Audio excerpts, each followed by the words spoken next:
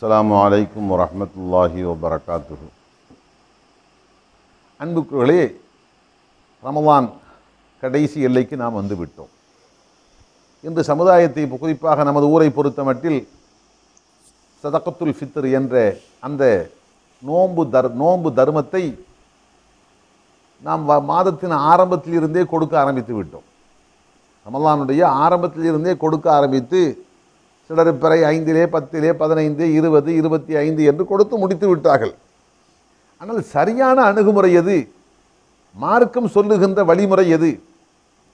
சதகத்துல் ஃபித்ர் என்ப அது எப்போது கொடுக்க வேண்டும், யாருக்கு கொடுக்க வேண்டும், எந்த அளவு கொடுக்க வேண்டும், எந்த இடத்தில் கொடுக்க வேண்டும், சிறப்புக்குரிய நேரம் எது, அனுமதிக்கப்பட்ட நேரம் எது, அளவு என்ன, கொடுக்கப்பட வேண்டிய பொருளுடைய நிலை என்ன, இப்படி பல்வேறு விஷயங்கள் இதற்குள்ளே நாம் தெரிந்து கொள்ள வேண்டிய அவசியம் இருக்கிறது.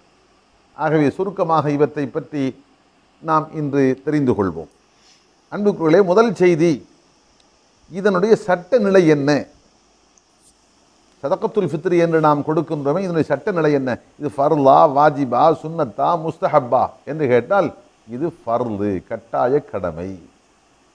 கடமை என்றால் குர்ஆனிலே சொல்லப்பட்டிருக்க வேண்டுமே? இல்லை. அல்லாஹுவின் தூதர் ஒன்றை கடமையாக ஆக்கினால் அது அல்லாஹ் கடமையாக்கியதை போன்றுதான். அல்லாஹுவின் தூதர் ஒரு விஷயத்தை கடமை என்று சொன்னால், அல்லாஹ் கடமை என்று சொன்னால் அதற்கு என்ன அந்தஸ்தோ அதே அந்தஸ்தை தான் நாம் கொடுக்க வேண்டும். காரணம், அல்லாஹ் குர்ஆனிலே குறிப்பிடுகின்றான், மன் யுத்திஇர் ரசூல ஃபகத் அத்தா அல்லாஹ். தூதருக்கு கட்டுப்பட்டு பணிந்தவர் அல்லாஹ்வுக்கு கட்டுப்பட்டு பணிந்தவராக ஆகுவார். தூதருடைய உத்தரவுக்கு கட்டுப்பணிய மறுத்தவர் அல்லாஹ்வுடைய உத்தரவுக்கு கட்டுப்பட மறுத்தவராக ஆகுவார் என்ற கருத்தை தான் இந்த திருவசனம் நமக்கு சொல்கிறது. ஆகவே அருமை சஹாபா பெருமக்கள் தெள்ளத் தெளிவாக சொன்னார்கள், ஃபரல ரசூலுல்லாஹி ஸல்லல்லாஹு அலைஹி வஸல்லம், அல்லாஹுவின் திருத்தூதர் ஸல்லல்லாஹு அலைஹி வஸல்லம் ஜகாத்துல் ஃபித்ரை, ரமலானுக்கு கொடுக்க வேண்டிய சதகத்துல் ஃபித்ரை ஃபர்து என்று கடமையாக ஆக்கினார்கள் என்று அல்லாஹுவின் திருத்தூதரை பற்றி சஹாபாக்கள் தெள்ளத் தெளிவாக அறிவிக்கின்றார்கள். குறிப்பாக ஹதரத் அப்துல்லாஹ் இப்னு உமர் ரலியல்லாஹு அன்ஹு போன்ற சஹாபாக்கள் அல்லாஹுவின் திருத்தூதர் கடமையாக்கினார்கள் என்று மிகத் தெளிவான வார்த்தையை கொண்டு அறிவிக்கின்றார்கள். ஆகவே சதகத்துல் ஃபித்ர் என்பது ஒரு ஃபர்லான காரியம். அடுத்த அன்புக்குள்ளே, இரண்டாவது செய்தி, இந்த சதகத்துல் ஃபித்ர் என்பது யார் மீது கடமை? சதகத்துல் ஃபித்ர் என்பது யார் மீது கடமை? அன்புக்குள்ளே, உலகத்தில் உயிரோடு யார் இருக்கின்றார்களோ அவர்கள் மீதுதான் கடமை. உலகத்தில் உயிரோடு இருப்பவர்கள் மீது மட்டும்தான் கடமை. இன்னும் ஒரு குழந்தை தாயினுடைய வயிற்றில் இருந்து வெளிவரவில்லை. இந்த நிலையில் வயிற்றுக்குள் இருக்கின்ற அந்த சிசுவுக்கு சதகத்துல் ஃபித்ர் கொடுக்க வேண்டுமா என்று கேட்டால் கொடுக்க வேண்டும் என்ற அவசியம் இல்லை. ஆனால் ஹதரத் உஸ்மான் இப்னு அஃபான் ரலியல்லாஹு அன்ஹு அவர்கள் வயிற்றுக்குள் இருக்கின்ற அந்த கருவுக்காக வேண்டியும் முஸ்தஹப்பு என்ற அடிப்படையில் சதகத்துல் ஃபித்ரை கொடுத்திருக்கின்றார்கள். அது கட்டாயமில்லை, கொடுத்தால் அதனால் மார்க்கம் ஒன்றும் தடை விதிக்கவும் இல்லை. அடுத்து, இந்த சதகத்துல் ஃபித்ர் யாருக்கு கொடுக்க வேண்டும் என்று கேட்டால், ஒரு மனிதன் தனக்காக கொடுக்க வேண்டும். தன்னுடைய குடும்பத்தில் பட்ட மெம்பர்கள் யார் யாருக்கெல்லாம் செலவு செய்வது இவன் மீது கடமையாக இருக்கிறதோ அவர்களுக்காக வேண்டியும் கொடுக்க வேண்டும். சில போது பார்க்கிறோம், ஒரு குடும்பத் தலைவன் அவர் தனக்கும் தன்னுடைய மனைவி, தன்னுடைய பிள்ளைகள், வயது முதிர்ந்த தன்னுடைய தாய், தன்னுடைய தந்தை, அதே போன்று விதவையாக இருக்கக்கூடிய சகோதரி, ஊனமுற்றவராக இருக்கக்கூடிய உடன்பிறப்பு, இப்படி பலருக்கும் செலவு செய்ய வேண்டிய பொறுப்பு ஒரு குடும்பத்தின் பொறுப்பாளர் மீது இருந்தால், அவர் பொறுப்பாளர் தந்தையாக இருக்கலாம், அல்லது தந்தை இறந்ததற்கு பின்பாக குடும்பத்தில் பிறந்த மூத்த ஆண்மகனாக இருக்கலாம், அல்லது அந்த குடும்பத்தில் சகோதரனாக இருக்கலாம். யார் அந்த ஒட்டுமொத்த குடும்பத்தையும் எடுத்து நடத்த வேண்டிய, அந்த ஒட்டுமொத்த குடும்பத்தையும் பராமரிக்க வேண்டிய பொறுப்பு யாரை சார்கிறதோ அவர் மீதுதான் சதகத்துல் ஃபித்ர் இந்த அனைவர் சார்பாக கொடுப்பது கடமையாக இருக்கிறது. அதே சமயத்தில் குடும்பத்தில் பட்ட ஒவ்வொருவரும் தனக்கு தனித்தனியாக சதகத்துல் ஃபித்ரை கொடுக்கக்கூடிய அளவுக்கு வசதி வாய்ப்போடு இருந்தால், அதாவது 10 பேர் கொண்ட குடும்பம், அந்த 10 பேரில் மூத்தவரும் சம்பாதிக்கின்றார், அவரிடத்திலும் கொடுப்பதற்குண்டான வசதி இருக்கிறது. இரண்டாம் நபரும் சம்பாதிக்கின்றார், செல்வம் இருக்கிறது, அவரும் தனிப்பட்ட முறையில் கொடுக்க முடியும். இப்படி குடும்பத்தில் இருக்கக்கூடிய 10 நபர்கள் ஒவ்வொருவரும் சொந்த சம்பாத்தியம் உள்ளவர்களாகவோ அல்லது சொந்த செல்வத்தை கையில் வைத்திருப்பவர்களாகவோ தன் ஜக்காத்துல் ஃபித்ரை தானே கொடுக்கக்கூடிய தகுதியை பெற்றவர்களாக இருந்தால் அவரவர் சார்பாக கொடுப்பதுதான் மார்க்கத்தின் கடமை. வசதி வாய்ப்பு இருக்கிற போது அவர் மீது உள்ள கடமையை அவர்தான் நிறைவேற்ற வேண்டும். ஆம், அதே சமயத்தில் அவர் தன் கடமையை நிறைவேற்றுகின்ற அளவுக்கு பொருளாதார வசதி இல்லை, ஆனால் அவருக்கு செலவு செய்ய வேண்டிய கடமை பொறுப்பு யாருக்கு இருக்கிறதோ அவர் எல்லோருக்கும் சேர்த்து கொடுக்கக்கூடிய அளவுக்கு வசதி வாய்ப்பை பெற்றவராக இருந்தால் அந்த குடும்ப தலைவன், அந்த குடும்பத்தின் பொறுப்பாளன் தனக்கும் கொடுக்க வேண்டும், தன் பொறுப்பின் கீழ் இருக்கக்கூடிய குடும்பத்தின் உறுப்பினர்களுக்காக வேண்டியும் கொடுக்க வேண்டும். இந்த உறுப்பினர்கள் யார்? ஆண்களாக இருக்கலாம், பெண்களாக இருக்கலாம், சிறுவர்களாக இருக்கலாம், பெரியவர்களாக இருக்கலாம், சுதந்திரமானவர்களாக இருக்கலாம், அடிமைகளாக இருக்கலாம். அந்த காலத்தை பொறுத்த மட்டில் நம்ம ஒவ்வொரு குடும்பத்திலேயும் அடிமைகள் இருப்பார்கள். அப்போ அந்த குடும்பத்தாருக்கு சதகத்துல் ஃபித்ர் கொடுப்பதை போன்று அந்த குடும்பத்தில் இருக்கக்கூடிய அடிமைகளுக்கும் இவர்கள் தான் எஜமானர்கள் தான் கொடுக்க வேண்டும். ஆம், இப்படி சிறுவர், பெரியவர், ஆண்கள், பெண்கள், சுதந்திரமானவர்கள், அடிமைகள் என்று எல்லோருக்கும் அந்த குடும்பத்தினுடைய பொறுப்பாளன் யாரோ அவர் கொடுக்க வேண்டும் என்று மார்க்கம் வலியுறுத்துகிறது. அடுத்த அன்புக்குரியவர்களே, நாம் தெரிந்து கொள்ள வேண்டிய மற்றொரு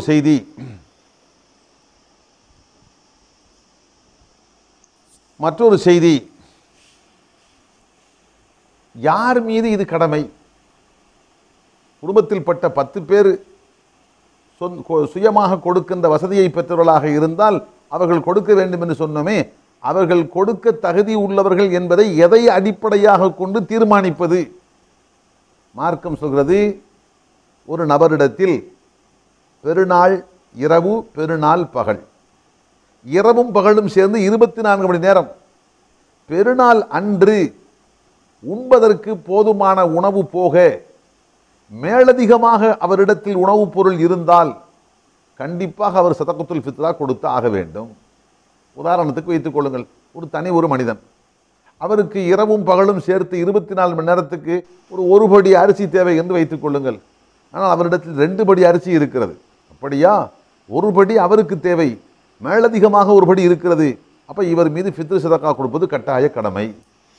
ஆனால் ஒரு மனிதர், அவரிடத்தில் இருப்பது ஒரு படி தான், அவருடைய சுய தேவைக்கு மட்டும்தான் அது போதுமானதாக இருக்கிறது, தன் சுய தேவையை விட மேலதிகமாக அவரிடத்தில் ஒன்றுமே இல்லை. அப்படி என்றால் அவர் மீது சதகத்துல் ஃபித்ர் கொடுக்க வேண்டிய அவசியம் இல்லை, எப்போது தனிநபராக இருக்கிற போது. ஆனால் அவருக்கும் அவரை போன்றிருக்கின்ற வேறு பலருக்கும் அந்த குடும்பத்தின் தந்தையோ சகோதரனோ குடும்பத்தில் பட்ட வேறு முக்கிய ஒரு நபர் தான் செலவு செய்கின்றார்கள் என்று சொன்னால், அந்த செலவு செய்கின்ற நபரிடத்தில் தன் சார்பாகவும் தன் பொறுப்பெடுத்திருக்கின்ற இந்த குடும்பத்தார் சார்பாகவும் கொடுப்பதற்கு போதுமான அளவுக்கு பொருள் இருந்தால் கண்டிப்பாக அவர் அத்தனை பேர் சார்பாக கொடுக்க வேண்டும். உதாரணத்துக்கு வைத்துக் கொள்ளுங்கள், 10 பேர் கொண்ட குடும்பம். அந்த 10 பேர் கொண்ட குடும்பத்துக்கு பெருநாள் இரவும் பகலும் சேர்த்து ஒரு 5 படி அரிசி இருந்தால் போதும், 10 பேர் தாராளமாக சாப்பிடலாம் என்று இருப்பதாக வைத்துக் கொள்ளுங்கள். இப்போது பார்க்கின்றோம், அவரிடத்தில் அந்த 5 படி அரிசியும் இருக்கிறது, அதை விட மேலதிகமாக ஒரு 25 படி இருக்கிறது. அப்படியா? அப்போ நீங்கள் உங்கள் சார்பாகவும் சதகத்துல் ஃபித்ர் கொடுக்க வேண்டும், உங்களுடைய குடும்பத்தில் இருக்கின்ற அந்த 10 பேர் சார்பாகவும் சதகத்துல் ஃபித்ர் கொடுக்க வேண்டும். காரணம், குடும்பத்தாரின் தேவை என்னவோ, ஒரு நாள் தேவை என்னவோ அதை விட உங்களிடத்தில் மேலதிகமாக இருக்கிறது. ஆகவே கண்டிப்பாக கொடுக்க வேண்டும்.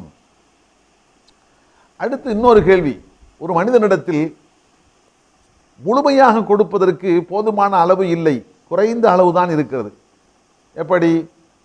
ஒரு தனி மனிதன், அவனிடத்தில் பெருநாள் இரவுக்கும் பகலுக்கும் சேர்த்து ஒரு படி அரிசி இருந்தால்தான் அவன் பசி இல்லாமல் உண்ண முடியும் என்று வைத்துக் கொள்வோம். ஒரு கற்பனைக்காக சொல்கின்றேன், ஒரு படி தேவையில்லை, ஒரு நபருக்கு குறைவாக இருந்தாலே போதும், புரிவதற்காக சொல்கின்றேன். ஒரு படி இருந்தால்தான் அவனுக்கு அந்த நாளை பசியில்லாமல் கழிக்க முடியும். இந்த நிலையில் அவனிடத்தில் இந்த ஒரு படியும் இருக்கிறது, மேலதிகமாக ஒரு கால்படி இருக்கிறதாக வைத்துக் கொள்ளுங்கள். கால்படி மேலதிகமாக 1 கிலோ இருப்பதாக வைத்துக் கொள்ளுங்கள். ஆனால் இந்த 1 கிலோ என்பது ஒரு ஆளுக்கு கொடுக்க வேண்டிய சதகத்துல் ஃபித்ருடைய பரிபூரணமான அளவல்ல. பின்னால் நாம் சொல்ல போகிறோம் எவ்வளவு என்று சொல்லி. இந்த 1 கிலோ என்பது குறைவான அளவுதான். ஆனாலும் தன் தேவையை விட மேலதிகமாக எவ்வளவு இருக்கிறதோ அதையாவது அவர் சதக்கத்துல் ஃபித்ராக கண்டிப்பாக கொடுத்தாக வேண்டும். முழுமையாக இருந்தால் தானே கொடுக்க வேண்டும் என்று சொல்லவில்லை மார்க்கம். உன் தேவை போக மேலதிகமாக எவ்வளவு இருக்கிறதோ அது ஒரு மனிதனுக்கு கொடுப்பதற்கு போதுமான அளவாக இருந்தாலும் சரி, அல்லது அதைவிட குறைவான அளவாக இருந்தாலும் சரி, கண்டிப்பாக அதை கொடுக்க வேண்டும் என்று மார்க்கம் வலியுறுத்துகிறது. ஆக காரணம் அல்லாஹ் குறிப்பிட்டான், பத்தக்குல்லாஹ மஸ்தத்தஅத்தும், முடிந்த அளவுக்கு நீங்கள் அல்லாஹ்வுக்கு பயந்து நடங்கள். இப்போ யாரிடத்தில் தன்னுடைய தேவை ஒரு படி மேலதிகமாக இருப்பது 2 படி என்று சொன்னால் தாராளமாக அவர் பரிபூரணமாக தன்னுடைய சதகத்துல் ஃபித்ரை கொடுக்க முடியும். காரணம் ரெண்டு படி மேலதிகமாக இருக்கிறது. ஆனால் ஒரு மனிதனிடத்தில் தன் தேவை போக மேலதிகமாக இருப்பது 1 கிலோ மட்டும்தான் இருக்கிறது என்றால் அந்த 1 கிலோ அளவுக்காவது அல்லாஹுவை பயந்து நடக்க வேண்டும். ஆகவே அதையாவது சதகத்துல் ஃபித்ராவாக கொடுக்க வேண்டும். ஆனால் உண்மையில் அது பரிபூரணமான அளவல்ல. இப்போது கேள்வி, ஒரு மனிதன் தன் சார்பாக கொடுக்கும்போது கொடுக்கப்பட வேண்டிய அளவு என்ன என்று கேட்டால், நபி ஸல்லல்லாஹு அலைஹி வஸல்லம் காலத்தில் சா என்றால் பெருமானார் காலத்தில் ஒரு படி என்றால் என்ன? இப்படி அகன்ற பெரிய கை உள்ள மனிதனும் அல்ல, சின்ன சிறு பிள்ளைகளை போன்று குறுகிய அளவுள்ள கையும் அல்ல, நடுத்தரமான கையில் 4 முறை அள்ளி போட்டால் என்னவோ அதுதான் அல்லாஹுவின் திருத்தூதர் ஸல்லல்லாஹு அலைஹி வஸல்லத்துடைய படியின் அளவாக இருந்தது. அப்போ அந்த படியின் அளவை இன்றைய அறிஞர்கள் குறிப்பிடுகிறார்கள் 2 கிலோ 400 கிராம். வேறு சில அறிஞர்கள் 2 கிலோ 40 கிராம். சாலிஹுல் உஸைமீன் ரஹ்மத்துல்லாஹி அலைஹி போன்றவர்கள் 2 கிலோ 40 கிராம் என்றார்கள். ஆனால் பெரும்பாலான ஆலிம்கள் உலமாக்கள் 2 கிலோ 400 கிராம் என்று சொன்னார்கள். ஆகவே 2 கிலோ 400 கிராம் என்பது ஒவ்வொரு மனிதரும் கட்டாயம் கொடுக்க வேண்டும். அது கொஞ்சம் தோராயம் என்று ஏறத்தாழ என்று வைத்துக் கொண்டால் வரிசை சரியாக சொல்வதற்கு 2.5 கிலோ என்றும் சொல்லலாம், தவறு இல்லை. 2,400 தான் சரியான அளவு. ஒரு 100 கிராம் நம்ம எடுத்து கூடுதலாக வைத்துக் கொண்டால் சொல்வதற்கு எளிதாக இருக்கிறது. ஆகவே ஒரு நபருக்கு 2.5 கிலோ, சரியாக சொன்னால் 2,400, ஒரு ஏறத்தாழ சொல்கிற போது 2.5 கிலோ ஒவ்வொரு நபருக்கும் கொடுக்க வேண்டும். இப்போது ஒரு மனிதனிடத்தில் 2.5 கிலோ அன்றைய நாளில் அவனுக்கு தேவை எதுவோ அந்த தேவை போக 2.5 கிலோ அவனிடத்தில் மேலதிகமாக இல்லை, 1 கிலோ மட்டும்தான் இருக்கிறது. அப்படியா, என்ன இருக்கிறதோ அதையாவது கொடு. அந்த அளவுக்கு நீ அல்லாஹ்வுடைய உத்தரவுகளுக்கு பணிந்து நட, அந்த அளவுக்கு அல்லாஹ்வுக்கு நீ கட்டுப்பட்டு பயந்து நட என்று நாம் சொல்கிறோம். ஆக அன்புகளே, ஃபித்ர் சதக்காவை நிறைவேற்றுவதற்கு முழுமையான அளவு அவனிடத்தில் மேலதிகமாக இருக்க வேண்டும் என்ற அவசியம் இல்லை. எந்த அளவு இருக்கிறதோ அந்த அளவு கண்டிப்பாக அவர் கொடுக்க வேண்டும். அடுத்து ஒரு கேள்வி, இந்த ஃபித்ர் சதக்கா கொடுப்பதனுடைய நோக்கம் என்ன? எதற்காக வேண்டி கொடுக்கப்படுகிறது? ஆம், ஃபித்ர் சதக்கா கொடுப்பவர் சார்பாக நோக்கங்கள் சிலது, பெறுகின்றவர் சார்பாக நோக்கங்கள் சிலது. அல்லாஹுவின் திருத்தூதர் ஸல்லல்லாஹு அலைஹி வஸல்லம் அதை தெளிவாக சொல்லியிருக்கின்றார்கள். எப்படி? பெறுகின்ற ஏழைகளை பொறுத்த மட்டில் அவர்கள் பெருநாள் தினம் யாரிடத்திலும் கையேந்தாமல் அன்றைய பொழுது சந்தோஷமாக அவர் கழிக்க வேண்டும். ஆகவே அவருடைய தேவைகளை உணர்ந்து அவர்களுக்கு ஃபித்ர் சதக்கா நாம் கொடுக்கின்ற போது அதை வைத்து அந்த நாளை மகிழ்ச்சிகரமாக சந்தோஷமாக கொண்டாடுவார்கள். ஆக ஏழைகளை பொறுத்த மட்டில் அந்த நாள் செல்வந்தர்களை போன்று அவர்களும் மகிழ்ச்சியாக அந்த நாளை உண்டு உடுத்தி சந்தோஷமாக கொண்டாடுவதற்காக அவர்களுக்கு அந்த சதக்கத்துல் ஃபித்ர் என்பது ஏற்படுத்தப்பட்டு கொடுக்கப்படுகிறது. கொடுக்கக்கூடிய நபர்களை பொறுத்த மட்டில் 3 காரணங்கள் சொல்லலாம். ஒரு காரணம், அல்லாஹுவின் திருத்தூதர் ஸல்லல்லாஹு அலைஹி வஸல்லம் சொன்னார்கள், நோன்பாளியிடத்தில் அறிந்தோ அறியாமலோ சில குறைபாடுகள் ஏற்படும். நோன்பிலே சில குறை, முன்பின்னாக ஏதாவது பேசியிருக்கலாம், பார்க்கக்கூடாத ஒன்றை பார்த்திருக்கலாம், செய்யக்கூடாத ஒரு காரியத்தை செய்திருக்கலாம், அதே போன்று லகு வீணான காரியத்தில் ஈடுபட்டிருக்கலாம், இன்னும் சில போது ரஃபஸு சரச வார்த்தைகள் பேசியிருக்கலாம், சரசமான செயலை அவர் செய்திருக்கலாம். இப்படி நோன்பு நோற்றிருக்கின்ற காலத்தில் நோன்புனுடைய புனிதத்துவத்துக்கு மாற்றமான முறையில் பார்வையால், பேச்சால், கேள்வியால், செய்கையால் அவர் ஏதாவது பிழை செய்திருக்கலாம். அந்த பிழைகளை எல்லாம் அழித்து அந்த பிழைகளுக்கெல்லாம் குற்றப்பரிகாரமாக மாறி அவருடைய நோன்பை பரிசுத்தமான நிலையில் பாதுகாப்பதற்காக அவரிடத்தில் நிகழ்ந்துவிட்ட குற்றங்களுக்கு இது பரிகாரம், குற்றப்பரிகாரம், கஃபாரா என்று சொல்லுவோம் அல்லவா, அதுதான் இங்கே குற்றப்பரிகாரம் என்ற அடிப்படையில் இவற்றை கொடுக்க வேண்டும் என்று அல்லாஹுவின் திருத்தூதர் ஸல்லல்லாஹு அலைஹி வஸல்லம் சொன்னார்கள். ஒன்று. இரண்டாவது நோக்கம், பரிபூரணமான முறையில் ஒரு மாத கால நோன்பை அல்லாஹ் பூர்த்தியாக நோற்பதற்கு அல்லாஹ் வாய்ப்பளித்தான். அந்த வாய்ப்பு கொடுத்த ரப்புக்கு நன்றி கடன் செலுத்துவதற்காக, அல்ஹம்துலில்லாஹ் ஒரு மாத காலம் நோன்பை நோற்பதற்கு எனக்கு வாய்ப்பளித்தாய், அல்ஹம்துலில்லாஹ் ஆரோக்கியமாக என்னை வைத்தால் நோன்பு வைக்கின்ற போது எனக்கு எந்த பாதிப்பும் இல்லை, முழுமையாக அந்த மாதம் முழுவதும் நோக்கக்கூடிய வாய்ப்பை நீ கொடுத்தாய். இப்படி எல்லாம் அந்த நோன்பை நோக்கக்கூடிய பாக்கியத்தை தந்த அல்லாஹ்வுக்கு நன்றி செலுத்தும் விதமாக இந்த சதகத்துல் ஃபித்ரை அவர் கொடுப்பது கடமை என்று மார்க்கம் சொல்கிறது. ஆக இப்படி பல நோக்கங்களை நாம் சொல்லிக்கொண்டே போகலாம். ஆனாலும் பிரதானமான நோக்கம் இவைதான். நோன்பில் ஏற்பட்டுவிட்ட குறைபாடுகளை நீக்குவது, 2 நோன்பு நோற்பதற்கு வாய்ப்பளித்த அல்லாஹ்வுக்கு நன்றி செலுத்துவது, இப்படிப்பட்ட நோக்கங்களை அடிப்படையாக கொண்டு சதகத்துல் ஃபித்ரை கொடுக்கக்கூடியவர் கொடுக்கின்றார். ஆக சதகத்துல் ஃபித்ரு மார்க்கத்தில் ஏற்படுத்தப்பட்டதனுடைய அடிப்படை நோக்கம், கொடுக்கக்கூடிய நபரை பொறுத்தமட்டில் குற்றங்கள் அளிக்கப்பட்டு அவர் நோற்ற வணக்கங்கள் பரிசுத்தமாக அல்லாஹ் இடத்தில் ஏற்றுக்கொள்ளப்பட வேண்டும், நோற்பதற்கு வாய்ப்பளித்த அல்லாஹ்வுக்கு நன்றி கடன் செலுத்த வேண்டும் என்பதும், பெறுகின்ற மக்களை பொறுத்தமட்டில் பெருநாள் தினமன்று அவர்கள் மற்றவர்களிடத்தில் போய் கையேந்தி வாங்கினால்தான் தங்களுடைய பசியை போக்க முடியும் என்ற நிலை இல்லாமல் செல்வந்தர்களை போன்று அவர்களும் வயிறார உண்டு உடுத்தி சந்தோஷமாக இருக்க வேண்டும் என்பதற்காக இந்த சதகத்துல் ஃபித்ர் மார்க்கத்தில் ஏற்படுத்தப்பட்டிருக்கிறது. அடுத்த அன்புக்குகளே, இந்த சதகத்துல் ஃபித்ர் எந்த பொருள்களை கொண்டு நிறைவேற்றப்பட வேண்டும்? நாம் எந்த பொருளை உணவாக உட்கொள்கிறோமோ அந்த உணவுப் பொருள்களை கொண்டுதான் சதகத்துல் ஃபித்ராவை நாம் வழங்க வேண்டும். பெருமானாருடைய பொற்காலத்தில் மணிக்கோதுமை, தீட்டப்பட்ட மணிக்கோதுமை உணவுப் பொருளாக உட்கொள்ளப்பட்டது. அதே போன்று ஷஈர் என்பார்கள், ஷஈர் என்றால் தொழிற்கோதுமை என்பார்கள் அல்லது பார்லி என்பார்கள், அதுவும் உணவாக உட்கொள்ளப்பட்டது. அக்கித்து, பாலாடை கட்டி உணவுப் பொருளாக உட்கொள்ளப்பட்டது. ஜபீப், உலர்ந்த திராட்சைகள் உணவுப் பொருளாக உட்கொள்ளப்பட்டது. அத்தம்ரு, பேரித்தம் பழங்கள் உணவுப் பொருளாக உட்கொள்ளப்பட்டது. ஆகவே இந்த 5ஐயும் சொன்ன அல்லாஹுவின் திருத்தூதர் ஸல்லல்லாஹு அலைஹி வஸல்லம் இவற்றை சதகத்துல் ஃபித்ராக கொடுக்க சொன்னார்கள். இன்று நாம் வாழுகின்ற இந்த சூழல் தமிழகத்தை பொறுத்தமட்டில் நாம் பெரும்பாலும் அது போன்றவற்றை நாம் உணவுப் பொருளாக உட்கொள்வதில்லை. நாம் யாருக்கு கொடுக்க போகின்றோமோ அவர்கள் அன்றாட உணவாக அவற்றை உட்கொள்வது இல்லை. நம் பகுதியை பொறுத்தமட்டில் அரிசிதான் பிரதானமான உணவாக உட்கொள்ளப்படுகிறது.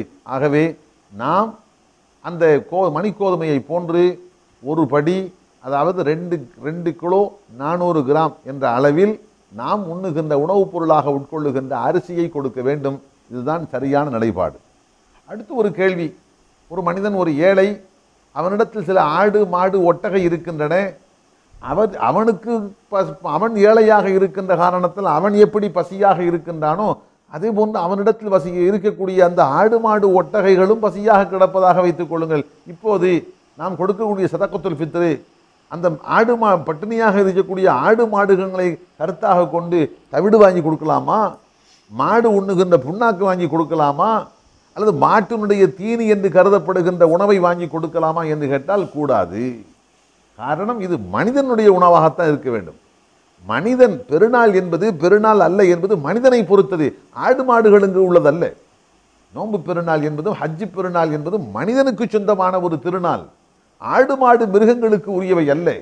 ஆகவே மனிதனை கருத்தில் கொண்டு அவன் உணவுப் பொருளாக எவற்றை உட்கொள்கின்றானோ அவற்றைத்தான் சதகத்துல் ஃபித்ராக கொடுக்க வேண்டுமே அல்லாமல் அந்த ஏழை இடத்தில் இருக்கின்ற ஆடு மாடு ஒட்டகைகள் பசியோடு இருக்கின்றன, அவற்றின் உணவுப் பொருளை வாங்கி சதகத்துல் ஃபித்ராக கொடுத்தால் என்ன என்று கேட்பதற்கு அது பொருத்தமான செய்தி அல்ல. அதே போன்ற அன்புகளை இன்னும் சில பேர் பார்க்கிறோம். ஒரு ஏழை அவருடைய உணவுப் பொருளை கொடுத்து அன்றைய நாளில் பசியில்லாமல் அவர் உண்டுவிட்டு செல்வந்தர்களை போன்று அவரும் சந்தோஷமாக இருக்க வேண்டும் என்பதுதான் நோக்கம்.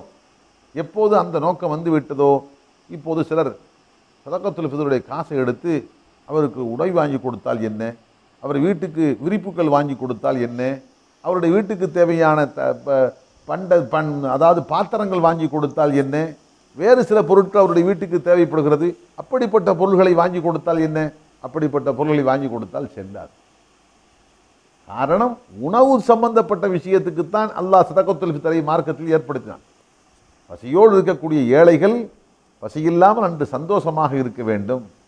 அப்படி என்று சொன்னால் அவர்களுக்கு அவர்கள் உண்ணுகின்ற உணவுப் பொருளை கொடுத்தால் தான் பசியில்லாமல் உண்டு விட்டு சந்தோஷமாக இருப்பார்கள் என்று சொல்ல முடியும்.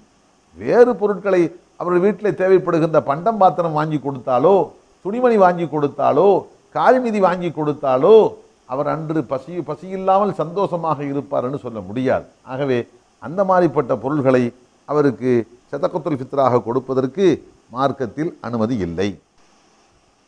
அடுத்த அன்புக்களை சிலரிடத்தில் சிலர் இப்படி கேட்கிறார்கள், காசு பணத்தை கொடுத்து விட்டால் முடிந்ததல்லவா? 2 கிலோ 400 கிராம் அரிசிக்கு இன்றைய நிலையில் ஒரு படி அரிசி 50 ரூபாய் என்று வைத்துக் கொள்வோம். ஒரு படி அரிசி 50 ரூபாய் என்று சொன்னால் அப்போ 2 கிலோவுக்கு 100, அடுத்து 400க்கு ஒரு 40 ரூபாய் என்று வைத்துக் கொள்வோம். கிட்டத்தட்ட 140 ரூபாயை கொடுத்து விட்டால் பிரச்சனை முடிந்ததல்லவா? நாம் ஏன் போய் கடைக்கு போய் அரிசியை வாங்கி கொண்டு வந்து அதை சேமித்து பின்பு ஏழையை தேடி அலைஞ்சு அவரிடத்தில் கையில் கொடுக்க வேண்டிய என்ன அவசியம் வந்தது? 140 ரூபாயை தனி ஒரு நபருக்கு 140 ரூபாய் என்ற கணக்கில் எத்தனை பேருக்கு நாம் கொடுக்க வேண்டுமோ அத்தனை பேருக்கு கணக்கு பார்த்து மொத்தமாக கூட்டி கொடுத்து விட்டால் பிரச்சனை முடிந்தது. அவர் போய் கடையிலே அரிசியை வாங்கி தேவைக்கு பயன்படுத்திக் கொள்வார் என்று சொல்லலாமா என்று கேட்டால் அதற்கு மார்க்கத்தில் இடமில்லை. இப்படி சொல்வார்கள், அவர் போய் வாங்க வேண்டும் அவசியம் இல்லை, அவருக்கு அரிசி தேவையா அல்லது அதை விட வேறு ஒரு பொருள் எது தேவையோ அதை அவர் வாங்கி கொள்ளலாம் அல்லவா? நாம் அரிசியாக மட்டும் கொடுக்கிற போது அவர் அரிசியை மட்டும்தான் பயன்படுத்த முடியும், வேறு தேவைகளுக்கு அவர் பயன்படுத்த முடியாது. ஆகவே காசு பணமாக கொடுத்தால் நலமாக இருக்குமே என்றும் கேட்பதற்கு வாய்ப்பு இருக்கிறது. அன்புக்குள்ளே இங்கே தெளிவாக புரிந்து கொள்ள வேண்டும். அல்லாஹுவின் திருத்தூதர் ஸல்லல்லாஹு அலைஹி வஸல்லம் அவர்களின் பொற்காலத்தில் நம் காலத்தை போன்று தானியமாகவும் கொடுக்கலாம், அந்த தானியத்துக்குண்டான கிரயத்தையும் கொடுக்கலாம் என்று கிரயம் கொடுப்பதற்கு அந்த காலத்திலே வாய்ப்பு இருந்தது. வெள்ளி நாணயங்களோ தங்க நாணயங்களோ திர்ஹம் என்ற பேரிலோ தீனார் என்ற பேரிலோ அந்த காலத்திலேயும் புழக்கத்திலே இருந்தது. அப்படி இருக்கவே அல்லாஹுவின் திருத்துதர் ஒரு முறை கூட தானியங்களை உணவுப் பொருளான தானியத்தை கொடுக்காமல் காசு பணத்தை கொடுத்தார்கள் என்று சரித்திரமே எங்குமே இல்லை. சஹாபாக்கள் கொடுத்ததாகவும் சரித்திரம் இல்லை. ஆகவே மார்க்கத்தில் எதை எப்படி கொடுக்க சொல்லப்பட்டிருக்கிறதோ அந்த விதமாகத்தான் கொடுக்க வேண்டும். இன்னும் சொல்லப்போனால் காசு பணமாக கொடுக்க வேண்டும் என்று கொடுக்கலாம் என்று வைத்துக்கொண்டால் என்ன ஆகிவிடும்? சதகத்துல் ஃபித்ர் என்பது கொடுப்பவருக்கும் கொடுக்கப்படுகின்றவருக்கு மட்டும் மானசீகமாக தெரிகின்ற ஒரு ரகசியமான தர்மமாக ஆகிவிடும். மார்க்கத்தில் ஏவப்பட்ட ஒவ்வொரு வணக்கத்துக்கும் ஒரு உருவம் இருக்கிறது.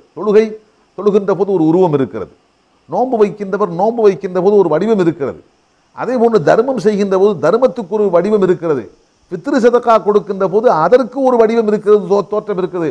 அந்த தோற்றம் பாதுகாக்கப்பட வேண்டும். அது எப்போது பாதுகாக்கப்படும்?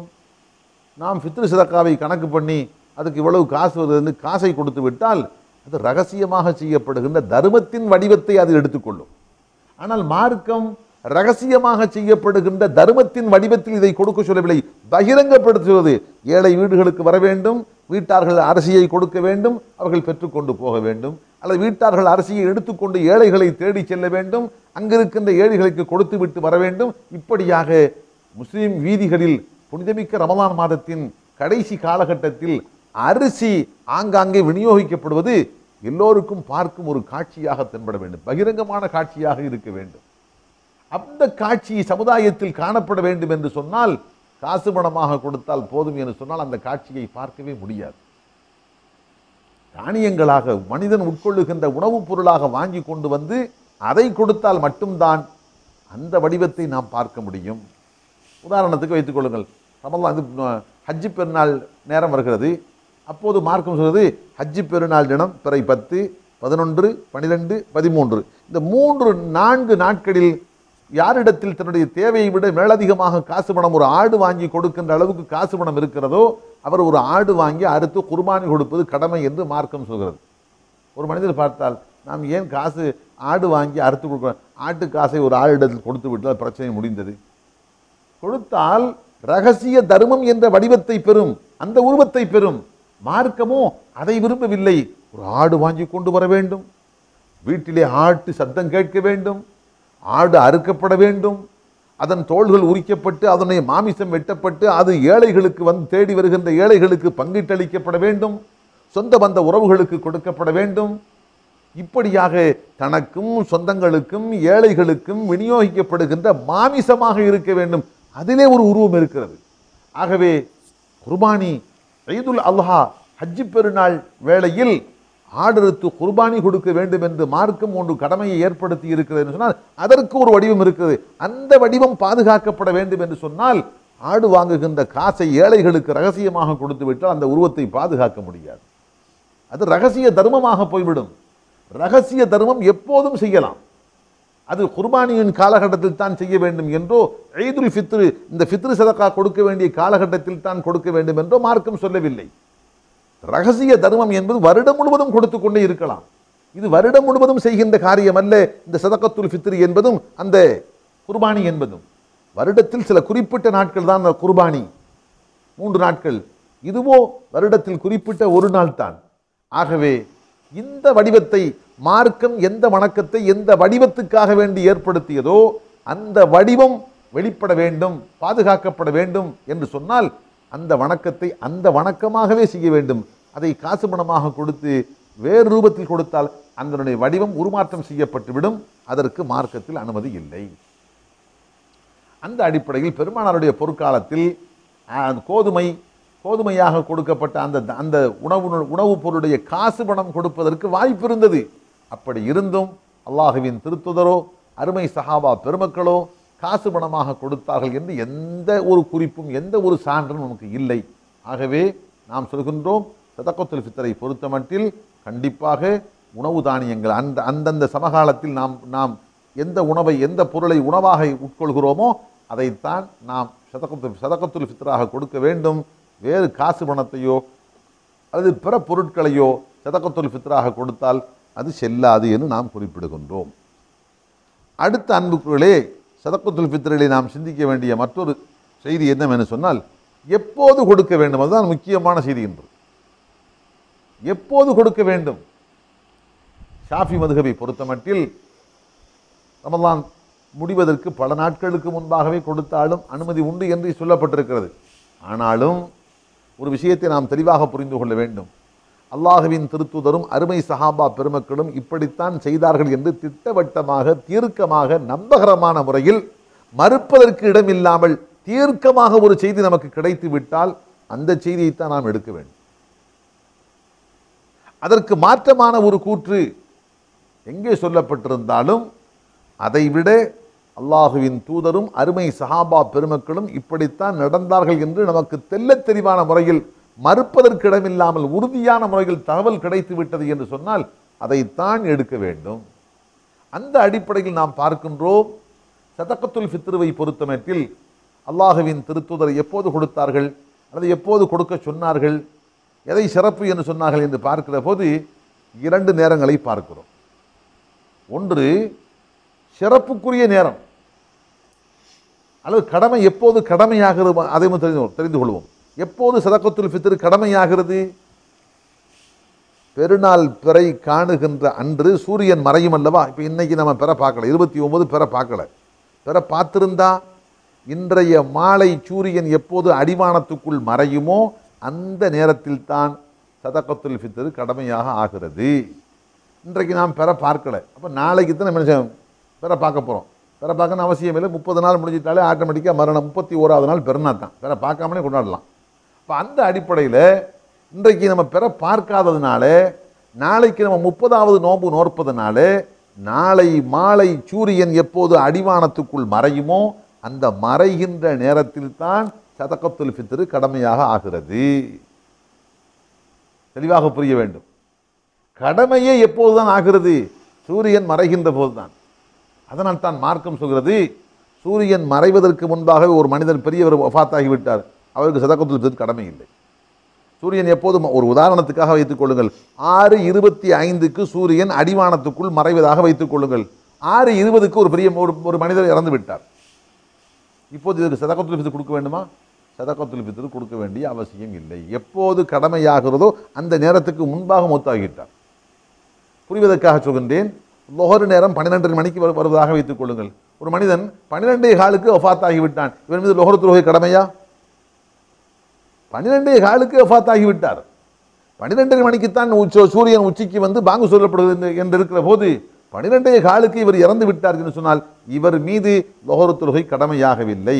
கடமையாகுவதற்கு முன்பாகவே இவர் இறந்து விட்டார். ஆகவே இவர் விட்டு சென்றார் ஒரு தொழுகையை என்று சொல்லி யாரும் அதற்காக பரிகாரம் செய்ய வேண்டிய அவசியமே இல்லை. அந்த அடிப்படையில்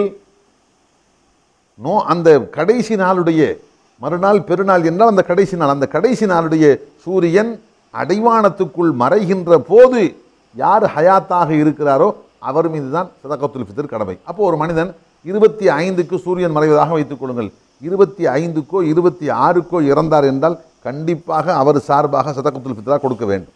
அவர் இறந்து விட்டாலும் அவர் சார்பாக யார் கொடுக்க வேண்டிய பொறுப்பாளர் யாரோ அவர் இறந்துவிட்டு அந்த மையத்துக்கும் சேர்த்து சதகத்துல் ஃபித்ராவை அவர் நிறைவேற்ற வேண்டும். காரணம், கடமையானதற்கு பின்பாகத்தான் அவர் இறந்திருக்கிறார். அதே போன்று ஒரு குழந்தை எடுத்துக்கொள்ளுங்கள். ஒரு குழந்தை பிறக்கிறது எப்போது? 6:25க்கு சூரியன் மறைகிறது என்றால் அந்த குழந்தை பிறந்தது 6:30க்கு என்று வைத்துக் கொள்ளுங்கள். இந்த குழந்தை மீது சதகத்துல் ஃபித்ர் கடமை இல்லை. ஏன்? கடமையாகக்கூடிய நேரத்தில் இந்த பிள்ளை பிறக்கவே இல்லை. பிறந்த அந்த கடமையாகக்கூடிய நேரத்துக்கு பின்னால் தான் பிறந்துச்சு. அதனால் இந்த பிள்ளைக்கு மேலே கடமை இல்லை. அதே போன்று இந்த குழந்தை 6:25க்கு முன்னாலே பிறந்துச்சு என்று வைத்துக் கொள்வோம். அப்போ கண்டிப்பாக இந்த குழந்தைக்கும் கொடுத்தாகும். தெளிவாக புரிய வேண்டும். சூரியன் அடிவானத்துக்குள் மறைகின்ற அந்த நேரத்தில் யாரெல்லாம் ஹயாத்தாக இருக்கின்றார்களோ அல்லது எந்தெந்த குழந்தைகள் உலகத்தில் பிறந்து விட்டனவோ அவர்களுக்குத்தான் சதகத்துல் ஃபித்ர் வாஜிபு, கட்டாய கடமை. அது அல்லாத மற்றவர்களுக்கு கடமை இல்லை. இதை புரிந்து கொண்டு இப்போது விஷயத்துக்கு வாருங்கள். இப்போது மார்க்கம் சொல்கிறது சிறப்புக்குரிய நேரம், சதகத்துல் ஃபித்ரை நிறைவேற்றுவதற்கு சிறப்புக்குரிய நேரம் எது என்று கேட்டால், சூரியன் மறைந்ததில் இருந்து ஆண்கள் பெருநாள் தொழுகைக்கு செல்லுவார்களே அந்த நேரம் வரைக்கும் சிறப்புக்குரிய நேரம். உதாரணமாக இந்த அதிரையை பொறுத்த மட்டில் 6:25க்கு சூரியன் மறைவதாக வைத்துக் கொள்ளுங்கள். 6:25க்கு சூரியன் மறையுது.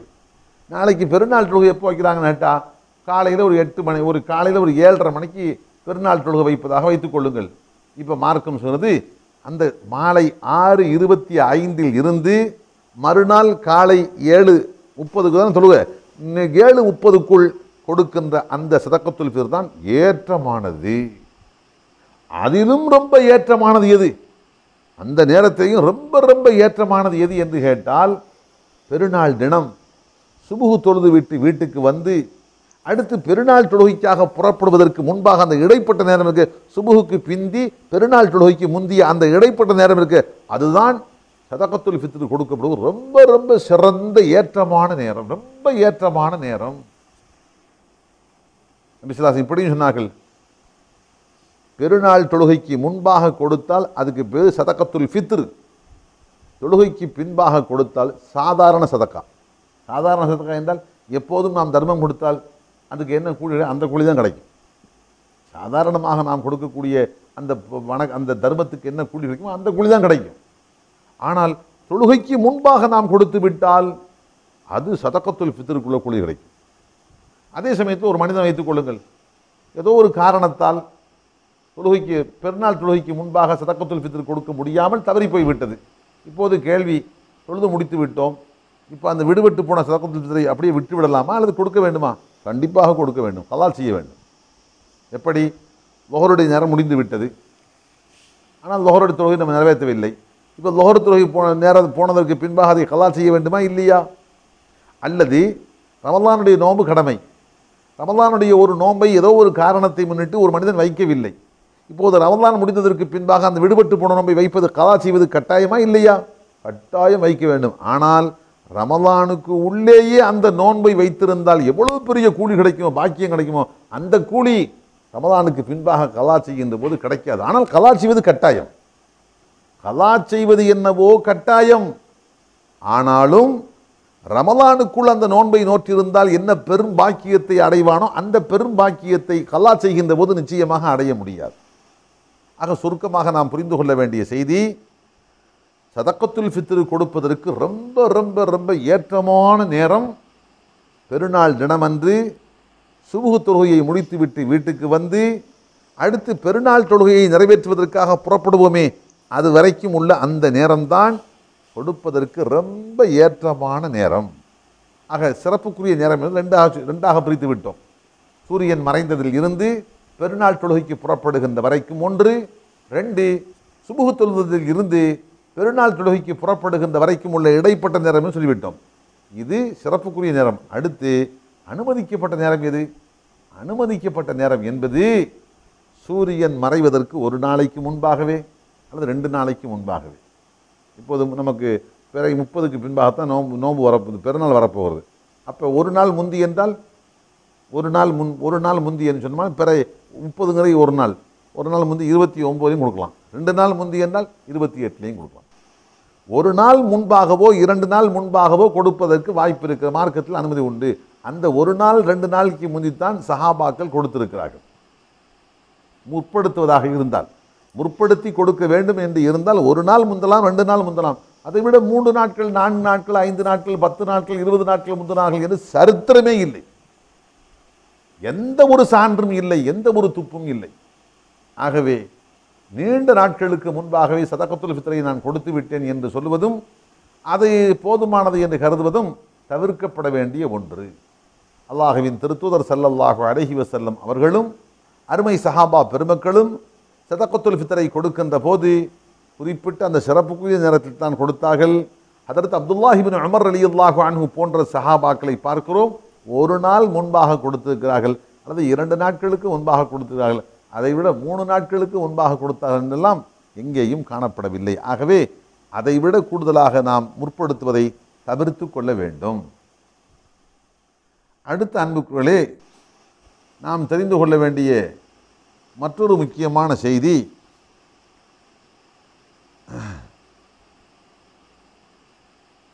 பெருநாள் தொழுகைக்கு போவதற்கு முன்பாக கொடுக்க வேண்டும் என்று சொன்னோம்.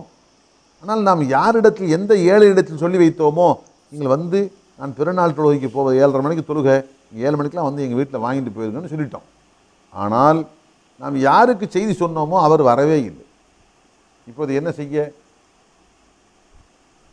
இப்போ அவரை பார்த்து கொண்டு நாம் தாமதித்தோம் என்றால் நமது தொழுகை விடுபட்டு போய்விடும், தவறி போய்விடும்.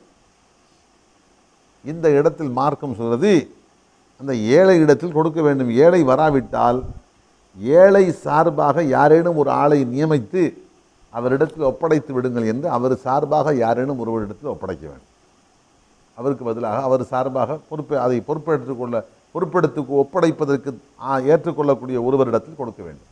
அப்படி கொடுத்து விட்டால் நம் பொறுப்பு முடிந்து விட்டது. ஒன்று நேரடியாக ஏழை இடத்தில் கொடுக்க வேண்டும், அல்லது ஏழையின் சார்பாக யார் ஏற்றுக்கொண்டு அதை வாங்கி ஒப்படைப்பாரோ அவருடைய கையில் கொடுத்து விட வேண்டும். அப்படி கொடுத்து விட்டால் இனி நாம் தாராளமாக தொழுக போகலாம், பிரச்சனையே இல்லை. ஆனால் கொடுப்பதற்கு ஏழையும் இல்லை, ஏழையின் சார்பாக பதிலாக நின்று ஏற்றுக்கொண்டு ஒப்படைப்பதற்கு ஆளும் தயாராக இல்லை என்று சொன்னால், இப்போது மார்க்கம் சொல்கிறது, அந்த பணத்தை வேற ஒரு ஏழையை தேடி பார்த்து அவரிடத்தில் கொடுத்து விட்டு போக வேண்டும். நமது வீட்டிலே வைத்துவிட்டு நாம் சொல்லி வைத்த அந்த ஏழை பின்னால் வந்தால் கொடுப்போம் என்று நினைத்து கொண்டிருந்தால், அந்த தொழுகைக்கு முன்பாக கொடுத்தால் என்ன பாக்கியம் கிடைக்குமோ அந்த பாக்கியம் நிச்சயமாக கிடைக்காது. ஆகவே வேறு வழி இல்லாமல் ஏற்கனவே நாம் எந்த ஏழைக்கு கொடுக்க வேண்டும் என்று முடிவு செய்து சொல்லி வைத்திருந்தோமோ அவரை விட்டுவிட்டு, இப்போது அவரும் இல்லை, அவர் சார்பாக கைப்பற்றுவதற்கு வேறு அவருடைய பிரதிநிதியும் இல்லை. ஆகவே அவரை விட்டுவிட்டு அவரை போன்று வேறு ஒரு ஏழை யார் என்று பார்த்து அந்த ஏழைக்கு கொடுத்தால் பிரச்சனை முடிந்தது. அடுத்த அன்புக்குள்ளே இன்னொரு செய்தி,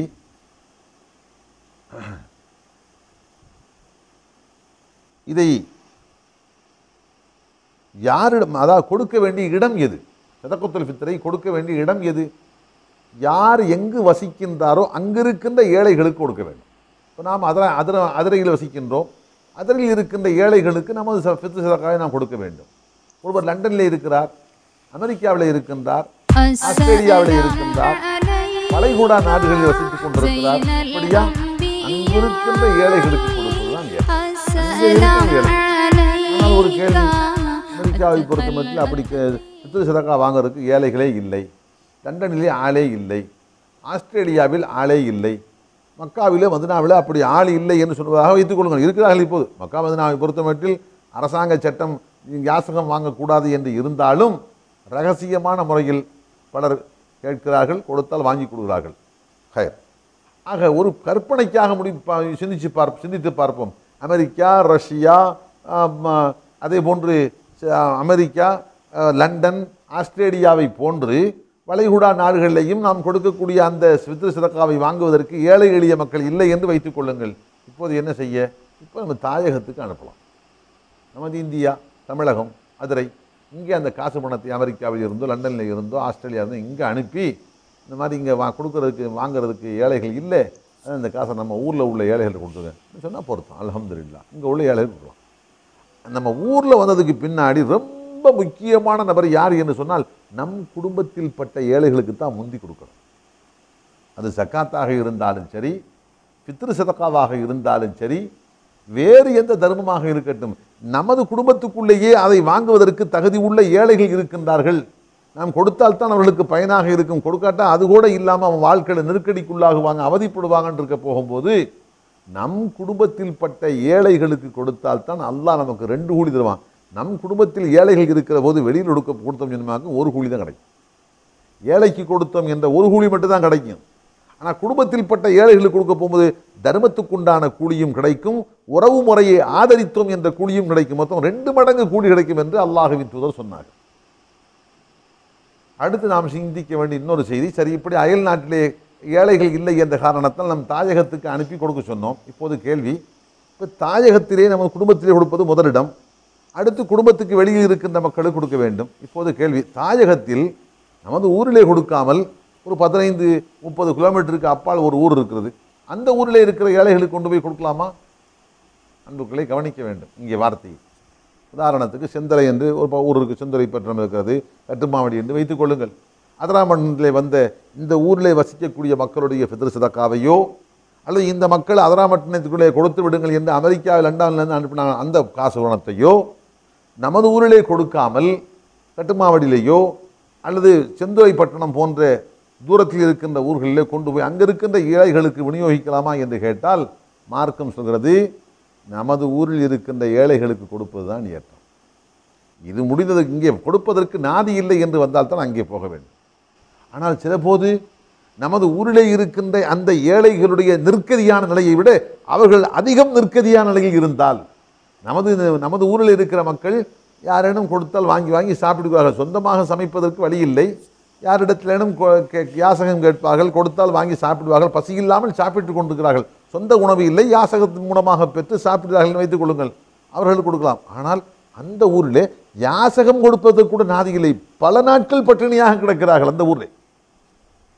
நாம் எந்த ஊரை ஒரு கற்பனைக்காக சொல்கின்றேன், எந்த ஊருக்காக அந்த நமது ஊர் சதக்கத்துல் ஃபித்ரை எடுத்துக்கொண்டு இடம்பெயர்த்து எடுத்துக்கொண்டு போய் கொடுக்க விரும்புகிறோமோ அங்கே வாழுகின்ற மக்கள் நமது ஊர் ஏழைகளை விட இந்த பொருள்களை பெற்று பயன்படுத்துவதற்கு அதிகம் தகுதி உள்ளவர்களாக இருந்தால், நமது மக்கள் வெறும் இல்லாமை ஏழ்மை மட்டும்தான், அவர்களிடத்தில் இல்லாமை ஏழ்மை மட்டுமல்ல, பசியும் இருக்கிறது, பட்டினியும் கிடக்கிறது, பசி பட்டினியால் அவதிப்பட்டு கொண்டிருக்கிறார்கள். அப்படியா, இந்த மக்களுக்கு கொடுப்பதை விட அந்த ஊருக்கு கொண்டு போய் கொடுப்பதற்கு மார்க்கத்தில் ஏற்றம் இருக்கிறது, அனுமதியும் இருக்கிறது, அது ஒரு வகையில் ஏற்றமாகவும் கருதப்படுகிறது. ஆக அன்புக்குள்ளே சதக்கத்துல் ஃபித்ரை பொறுத்த மட்டில் ஒரு ஊரில் இருந்து வேற ஒரு ஊருக்கு கொண்டு செல்லலாமா என்ற கேள்விக்கு இது பதில். அடுத்து ஒரு செய்தி, ஒரு நபருடைய ஃபித்ர் சதக்காவை முழுமையாக ஒரு ஆளுக்குத்தான் கொடுக்க வேண்டுமா, பலருக்கு பிரித்து கொடுக்கக்கூடாதா? உதாரணமாக 2.5 கிலோ ஒரு மனிதன் கொடுக்க போறான்னு வைத்துக் கொள்ளுங்கள். இதை ஒரு 5 ஏழைகளை பிடித்து ஆளுக்கு அரை என்று 5 ஏழைகள் கொடுத்தால் இது செல்லுமா? அல்லது ஒரு ஆளுடைய ஃபித்ர் சதக்காவை முழுக்க ஒரு ஏழைக்குத்தான் கொடுக்க வேண்டுமா? இது ஒரு கேள்வி. அடுத்து இன்னொரு கேள்வி இருக்கிறது, பல நபர்களுடைய ஃபித்ர் சதக்கா ஒரு ஆளுக்கு 2.5 கிலோ என்ற கணக்கில் ஒரு 10 பேர் சேர்ந்ததாக வைத்துக் கொள்ளுங்கள். 10 பேருக்கு கணிசமான அளவுக்கு எப்படியும் 25 கிலோ கிட்டத்தட்ட வரும். அந்த அளவுக்குண்டான அந்த பொருளை ஒரு நபருக்கு கொடுக்கலாம். பலருடைய ஃபித்ர் சதக்காவை ஒரு நபருக்கு கொடுக்கலாமா, ஒரு நபருடைய ஃபித்ர் சதக்காவை பலருக்கு பிரித்து கொடுக்கலாமா என்பது கேள்வி. இப்போது மார்க்கம் சொல்கிறது ஒரு நபருடைய ஃபித்ர் சதக்காவை பலருக்கும் கொடுக்கலாம். எப்படி? நாம் எந்த ஏழைக்கு கொடுக்கிறோமோ அந்த ஏழை அவர் குடும்பம் சார்ந்தவர் அல்ல, தனி ஒரு நபர். அவர் தனி ஒரு நபராக இருக்கிறார், அவருக்கு மனைவி, மக்கள், சொந்த பந்த உறவுகள் உள்ளிட்ட குடும்பம் எதுவுமே இல்லை. அப்படி ஒரு 4-5 பேர்கள் இருந்தால் அவருக்கு ஆளுக்கு அரை கிலோ கொடுத்தாலே அந்த நாளுடைய தேவை பூர்த்தியாகும் என்று இருந்தால் தாராளமாக என்ன செய்யலாம், ஒரு நபருடைய ஃபித்ர் சதக்காவை பலருக்கு பிரித்து கொடுக்கலாம். ஆனால் இன்னொன்று, தனி ஒரு நபர் தான் ஏழை, ஆனால் அவரை சுற்றி 10 பேர் கொண்ட குடும்பம் இருக்கிறது, அல்லது 20 பேர் கொண்ட குடும்பம் இருக்கிறது. அப்படியா?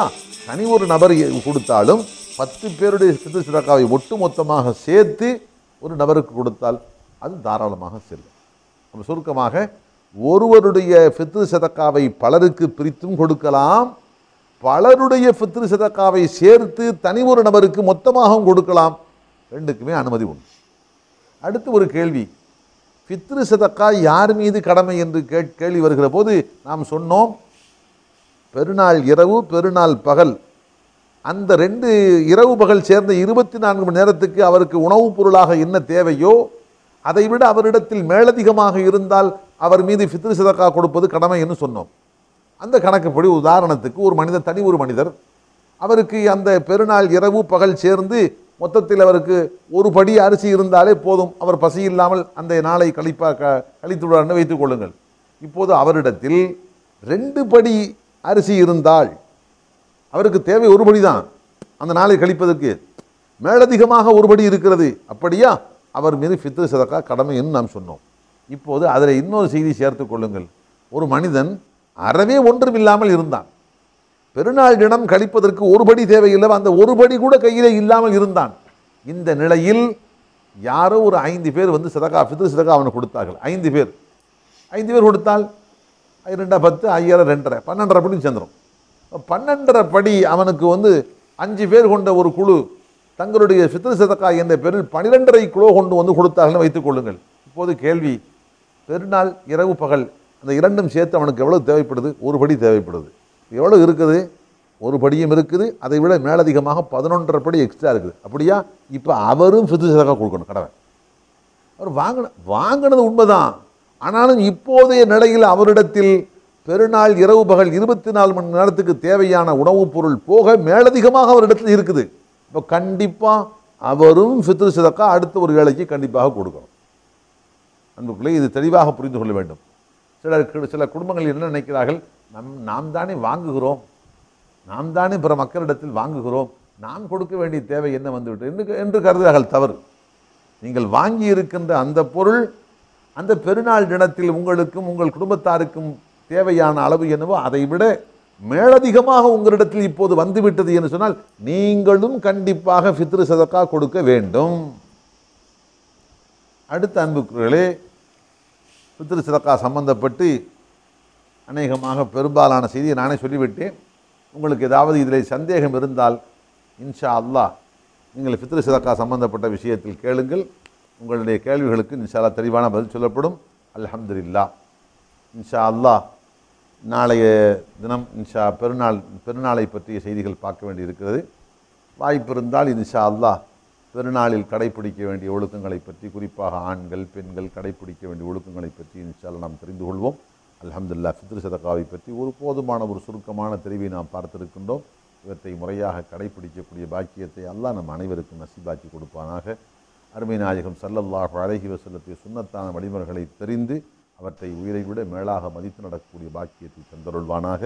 இந்த ரமதானுடைய மாதம் ஆரம்பத்தில் இருந்து இதுவரைக்கும் நான் கேட்டிருக்கின்ற செய்திகளில் அல்லாஹ் குற்றங்குறைகள் இருந்தால் அவற்றை மன்னித்து சரியான செய்திகளை சமுதாயத்துக்கு கொண்டு போய் சேர்த்து அவற்றை வாழ்க்கையில் கடைப்பிடித்து ஈருலகத்திலும் வெற்றி பெறுகின்ற பெரும் பாக்கியத்தை நம் அனைவருக்கும், குறிப்பாக நம் செய்திகளை கேட்டுக்கொண்டிருந்த எல்லா மக்களுக்கும் வல்ல ரஹ்மான் நிரப்பமாக தந்தருள்வானாக. ஆமீன் ஆமீன் யா ரப்பல் ஆலமீன். வல்ஹம்துலில்லாஹி ரப்பில் ஆலமீன். சுப்ஹானக அல்லாஹும்ம வ பிஹம்திக அஷ்ஹது அன் லா இலாஹ இல்லா அன்த அஸ்தக்ஃபிருக வ அத்தூபு இலைக். சுப்ஹான ரப்பிக ரப்பில் இஸ்ஸத்தி அம்மா யசிஃபூன் வ ஸலாமுன் அலல் முர்ஸலீன். அல்ஹம்துலில்லாஹி ரப்பில் ஆலமீன். அஸ்ஸலாமு அலைக்கும்.